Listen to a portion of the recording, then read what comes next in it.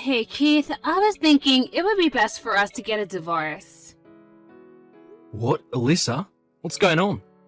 You haven't been home for 2 nights and now this. What happened? What's with that attitude? You lost your job and can't support me anymore.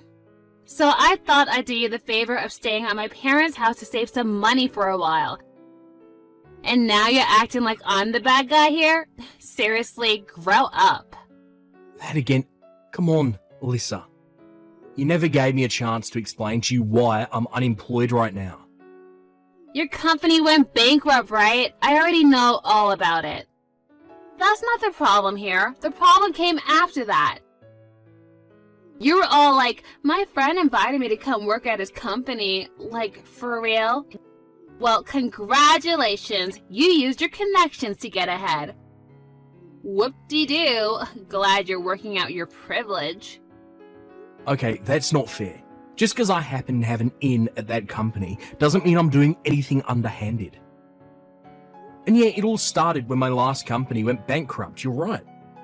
But while I was looking for a new job, my friend just so happened to be starting up his own company. He asked me to help him out, and I agreed, that's all. How does that change the fact that you're nothing but a Nepo baby?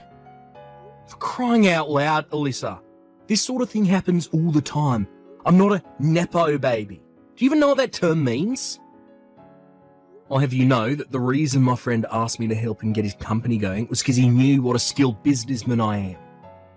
I didn't do anything wrong. That's not nepotism. That's meritocracy. I'm tired of this conversation. I'm going to bed. Good night. Alyssa, wait, talk to me.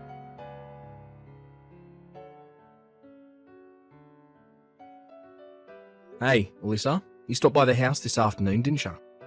I've been wanting to move my stuff out the house, so I thought I'd stop by on the day that I knew you had work. You moved your stuff out? Why? You still don't get it. Do I really need to spell it out for you? No, I've got no idea what this means. That thing you left on the living room table, I have absolutely no idea what it is or what it's for. Oh my god, you're so pathetic. Can't you tell by looking at it? I don't know, maybe this is the first time you've ever seen one of these in person. But it's not like you can read plain English. What is written on the top page? What am I supposed to be reading? Were you always this dumb? It says, in black and white, clear as crystal, divorce agreement. Oh. Look, I know you were always more of a numbers guy than a books guy, but you can read, right? You're not completely illiterate, are you? Anyone with a 5th grade education should be able to read that. So this is a divorce agreement? Yes, that's what I've been telling you. I already signed everywhere I needed to, so hurry up and sign it, then submit it to the courthouse, got it? I don't want to have to wait one more day to marry my new boyfriend. Send me the text once you finish everything and submitted it, and do it as soon as possible.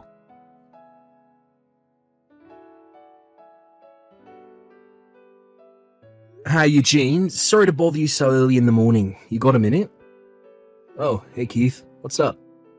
The company you started, it has employee housing, right? Yeah, a couple of the guys I hired were single dudes from out of town, so I thought it would be good to help them out a bit. My dad owns a couple apartment buildings, so I'm renting one of them from him to use for employee housing. Are there any openings left? Wait, what? I mean, yeah, there are, but they're not really designed for couples. Yeah, about that. I'm not going to be in a couple for very much longer, it seems. Huh? Hold on, are you saying you're getting divorced? Yep. What the? You've barely been married for what, 2 years now? What in the world happened between you? It's kinda hard to explain. Is it about you losing your job after the last company went bankrupt? I guess that could cause some relationship strain. Well, it's not really the main cause, but you could say that it was the first domino in the chain. Did you tell her that I'm hiring you to work at my company? Maybe that would reassure her. Yeah, I did, and it actually just made matters worse. I'm very confused. Don't get me wrong, I definitely don't blame you. It's not your fault at all. She said that because you're my friend, that me getting hired into your company makes me a Nepo baby. A Nepo baby. As far as I'm concerned, you're the most qualified person for the job I can think of. That's why I hired you. Yeah, I know that. And I'm incredibly grateful. I'm excited about it too. This is going to be a really challenging and rewarding position for me. Okay, well, it makes me feel a lot better to hear you say that. You're going to be making a decent amount more than you were at your old job, so I don't see any reason for your wife to be anything but ecstatic. I'm sorry I had to drag you into my personal affairs. I just thought that you deserved to find out sooner rather than later. I don't know what her problem is with getting hired through connections, but she was really ticked off when I told her. And that bizarre prejudice of hers is the sole reason our relationship has turned to complete chaos these last few days. Sorry to hear about that, man. But come to find out, there's actually a much bigger issue at play. Yeah? What is it? Well, yesterday, I found out that my wife actually has a totally unrelated reason for being so ridiculous about getting hired into your company. Go on. She's seeing another guy.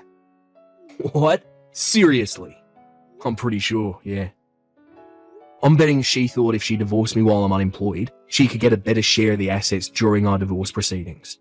However, you inviting me over to your company threw a wrench into her plans, since it meant that I'd be getting a new and better job a lot sooner than she had planned on.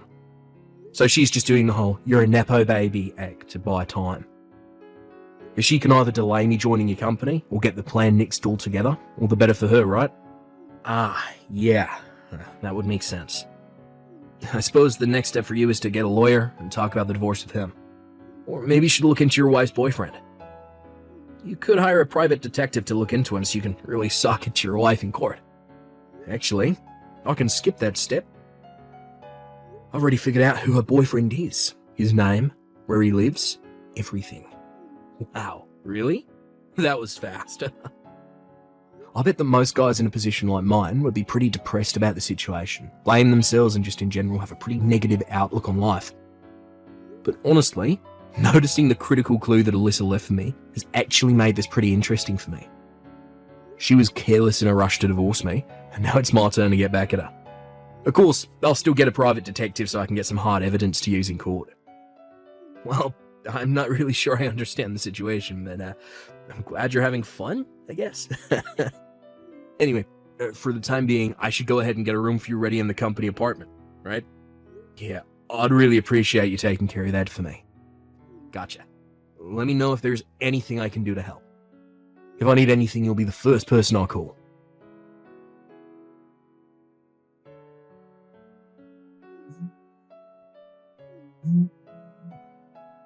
Keith, what is going on? What is this? I got this massive stack of papers from you in the mail today, and it says that you're suing me? Oh, you better explain yourself. And if anything, I should be the one suing you. Ah, I'm glad to hear the papers arrived already. Thanks for letting me know you got them. They should have been laid out clearly in the documents. Didn't you read them? I'm suing you for your infidelity. What? Excuse me? Infidelity? I was never unfaithful to you. You had better have some solid evidence to back up such an outrageous claim. Oh, want evidence? Uh-huh, yeah, I knew it. You don't have nothing to prove that I did anything. That's not it. I just thought it would be obvious from the massive stack of documents I sent you that I have more than enough evidence to convince a jury that you cheated on me. Well then, show me the evidence! Either put up or shut up! Okay, fine. Scroll up. Scroll up? What do you mean? I guess you really didn't realise it, huh? Like I said, scroll up in this chat window to the day you moved all your stuff out the house and read your messages again. Alright. You were the one who told me about your boyfriend. Hold on a second.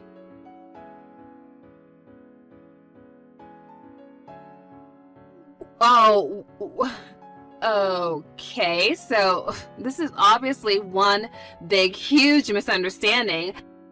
That was a mistake. I misspoke, that's all. I was just so tired that day that I got confused. I don't actually have a boyfriend. Man, you really missed it big time, huh? I mean, you didn't even think to ask me first? I could have explained all that to you and saved you all of this trouble. I mean, you really are so dense. But don't worry, I still plan on divorcing you, so go ahead and turn that divorce agreement into the courthouse as soon as possible, okay? Oh, and try not to get lost along the way. Yeah. About that divorce agreement. You actually left your application for a marriage certificate by mistake. What? Yeah. And you filled it out completely too. Your name is on the wife line. And on the husband line is none other than your boyfriend's name. How is Mike these days? Wait, no, that can't be! That marriage certificate is in the folder I have in my desk drawer, and I distinctly remember putting it in there. If you're so confident, why don't you go ahead and check to see if it's in the folder right now?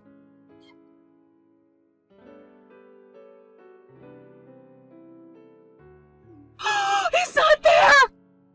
That's impossible, though! When Mike gave that to me, I thought that I should be really careful not to lose it, so I put it in that folder right away. And the folder I left at our house was the one with the divorce agreement in it. Yeah, I had a feeling you switched the folders by accident. But seriously, this all happened 2 weeks ago, and you still hadn't noticed? Ah, I see. So you were so afraid about losing it that you missed your chance to notice it was gone before it's too late. Mike's the guy that was hitting on you about a year ago, wasn't he? You still seeing him? No, give me back the marriage certificate application! How about this? I'll trade you the marriage thing for your divorce agreement. But before that, we need to settle the matter of your infidelity in court. Or you could talk to my lawyer, and we can settle. I don't have any money! Oh, you don't need to worry about that. Your parents said they'd cover the bill for you. Isn't that nice of them? They're a great couple of people. What? Of course you're going to have to pay them back for it. They were very explicit about it not just being a gift, so I hope you're prepared for that. You told my parents about everything? I was just looking out for my own interests. Couldn't have you running away from paying me what you owe me, could I? I'm gonna have to talk to Mike about this. I wouldn't waste your time trying to contact him. I doubt he'll be very responsive to you. What? Why? I'm suing him too. I already sent him his package the other day. Whoa, wait, how do you even have his address? Isn't it obvious? It was written on your marriage certificate application. Oh yeah, I forgot. Coincidentally, Mike's parents are going to be paying his settlement to me just like yours are for you. They've taken away his phone and sent him to his uncle's company to work off the debt. I asked them what business his uncle was in, and they said, you're better off not knowing. They did say they were sure he'd be whipped into shape in no time, whether he likes it or not, so good news, I guess. Oh no, I really screwed up. Oh, you can say that again. But from now on, all of our communications will take place through my lawyer. You can give the divorce agreement you mixed up with your marriage certificate application to him. We'll talk more about the terms of our divorce after my lawsuit against you for infidelity is taken care of. Well, after thinking it over, maybe we can work things out between us, Not happening. Goodbye. Wait, hold on, Keith, wait! I changed my mind! I don't want to get a divorce anymore! Keith, please!